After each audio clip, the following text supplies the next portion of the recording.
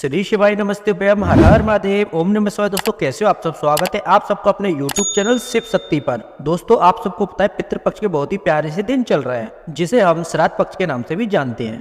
पितृपक्ष की ये 16 दिन हमारे पूर्वजों को, हमारे पितरों को समर्पित है। ऐसा कहा जाता है कि इन 16 दिनों में हमारे पितृदेव, हमारे पूर्वज पितृलोक से धरती लोक पर आते हैं, यानी कि मृत्यु लोक पर आते हैं। पितृपक्ष के इन 16 दिनों में हम जो भोग चढ़ाते हैं, कंडे के ऊपर रखकर, अग्नि के ऊपर रखकर जो हम भोग लगाते हैं, उस भोग को हमारे पितृदेव, हमारे पूर्वज उसको ग्रहण करते हैं, जिससे वो तर्पित होते हैं। साथ ही खुश होकर वह हमें और हमारे पूरे परिवार को आशीर्वाद देते हैं। गुरुजी ने अपनी कथा के दौरान बताया था कि जिन घर के पितृदेवता, उनके पूर्वज प्रसन्न रहते हैं, उस घर में कभी भी कलेश नहीं होता, उस घर में कभी भी बीमारी प्रवेश नहीं करती। साथ ही उस घर के लोगों की सदैव उन्नति होती है। घर में हमेशा धन, संपदा और वैभव बढ़ता जाता है, जिन घरों पर उनके पितरों का आशीर्वाद रहता है। यदि हमारे घर के पितृदेवता हमसे खुश नहीं है, हमसे प्रसन्न नहीं है, इसी को कहा जाता है कि हमारे ऊपर पितृदोष है।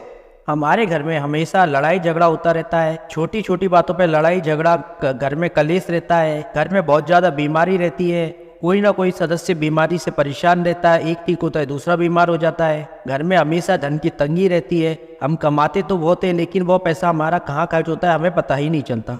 कुल मिलाकर हमारे घर में बरकत नहीं होती है। मतलब दोस्तों हमारे घर में कुछ भी अच्छा नहीं होता है। यदि हमारे पितृ हमसे खुश रहेंगे, प्रसन्न रहेंगे, तो हमें कुछ भी करने की जरूरत नहीं पड़ती। हमारे पितृदेव हमारे घर के सारे रास्ते खोल देते हैं, हमारी उन्नति के सारे रास्ते खोल देते हैं। यदि दोस्तों आपकी कोई ऐसी मनोकामना है जो पूरी नहीं हो रही, आप बहुत टाइम से प्रयास कर रहे हो, उसके लिए आपने सारे उपाय कर लिए, सारे व्रत करके देख लिए, सारे प्रयास कर लिए, उसके बाद भी यदि आपकी वह मनोकामना पूरी नहीं हो रही है, तो एक बार आप श्राद्ध पक्ष में इस 16 बेलपत्र वाले उपाय को जरूर कीजिएगा।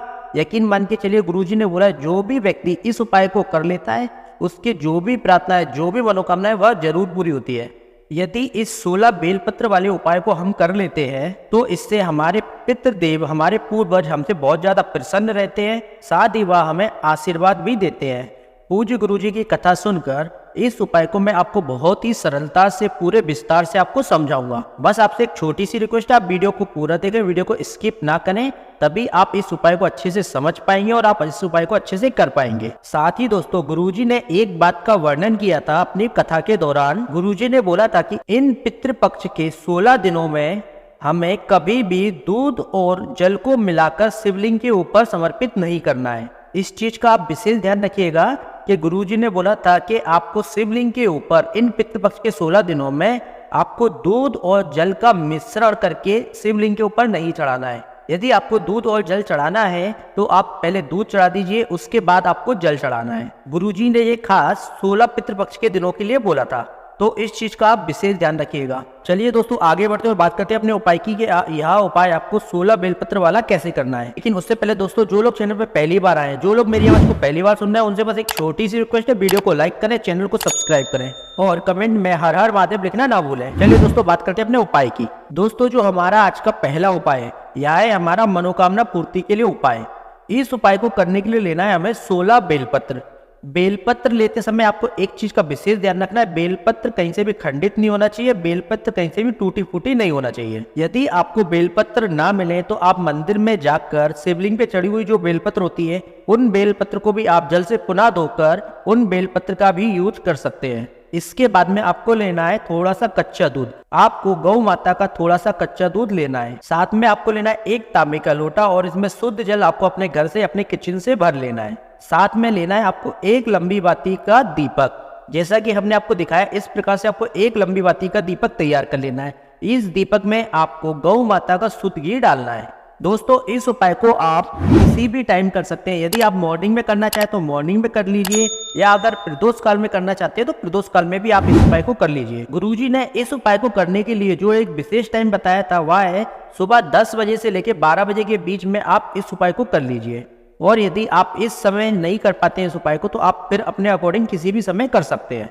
इसके बाद में आपने जो दीपक तैयार किया है, जो लंबी बाती का आपने एक दीपक तैयार किया है ना, इस दीपक को आपको अपने घर के किचन में लगा देना है। जहां पर भी आपका पानी पीने का स्थान रहेगा ना, वहां पर आपको इस दीपक को लगा देना है। दीपक लगाते समय आपको एक चीज का विशेष ध्यान रखना है, दीपक की जो बाती रहेगी उसकी जो दिशा रहेगी वह रहेगी दक्षिण दिशा की साइड, और दीपक जब आप प्रज्वलित करेंगे तो आपका भी जो फेस रहेगा वह भी दक्षिण दिशा की साइड रहेगा। दोस्तों आप सभी को पता है दक्षिण दिशा हमारे पितरों को समर्पित है। पितृ हमारे जो है पितृ लोक से जो धरती लोक पर आते हैं वह दक्षिण दिशा की साइड से ही आते हैं। इसके बाद में जो बची हुई सामग्री, जो आपने 1 लोटा जल लिया है, दूध लिया है कच्चा वाला और बेलपत्र लिए, इन सारी सामग्री को लेकर चले जाना है आपको अपने घर के नजदीक वाले शिव मंदिर। शिव मंदिर में जाने के बाद सबसे पहले भगवान को प्रणाम करना, मंदिर में अंदर जाकर बैठ जाना शिवलिंग के पास अपना फेस उत्तर दिशा में करके। इसके बाद में जो आप बेलपत्र लेके आए ना, जैसा कि हमने आपको दिखाया बेलपत्र, तो बेलपत्र में जो बीच की ये डंडी होती है ना, जो तीनों पत्तियां जहाँ पे मिलती है, ये वाली डंडी, इस डंडी को पकड़कर आपको जो आप कच्चा वाला दूध लेके आए उस दूध में आपको इस बेलपत्र को डुबोना है। इसके बाद में आपको इस बेलपत्र को शिवलिंग के ऊपर ओम पितृ देवताय नमः मंत्र का जाप करते हुए समर्पित कर देना है। जैसा कि हमने आपको दिखाया है इसी प्रकार से आपको शिवलिंग के ऊपर समर्पित करना है।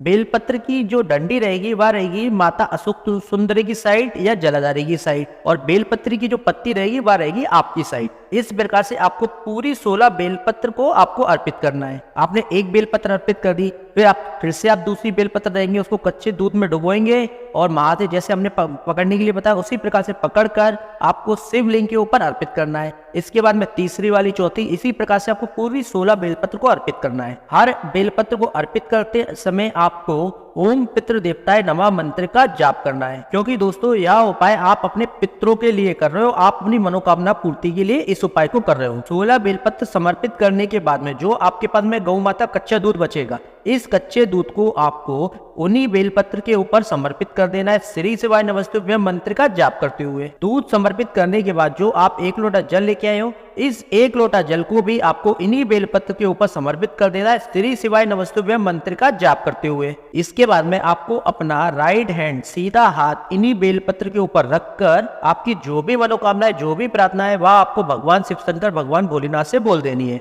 और उस मनोकामना को पूरा करने के लिए आपको भगवान से प्रार्थना करनी है। यह प्रार्थना आपको अपने अनुसार कर लेनी है। इस उपाय को आप पितृपक्ष की अष्टमी, नौमी, दसवीं, प्रदोष, एकादशी, शिवरात्रि और अमावस्या, इन तिथियों पर आप इन उपाय को कर सकते हैं। दोस्तों अब बची हुई जो भी तिथियां है उस तिथि पे आप इस उपाय को जरूर कीजिएगा अपने अकॉर्डिंग। अभी दोस्तों शिवरात्रि आ रही है, शिवरात्रि वाले दिन आप इस उपाय को जरूर कीजिएगा, बहुत ज्यादा आपको लाभ मिलेगा, आपकी जो भी मनोकामनाएं बात जरूर पूरी होगी। चलिए दोस्तों आज के लिए इतना ही, मिलते हैं एक और ज्ञानवर्धक वीडियो के साथ। श्री शिवाय नमस्तुभ्यम, हर हर महादेव, ओम नमः शिवाय।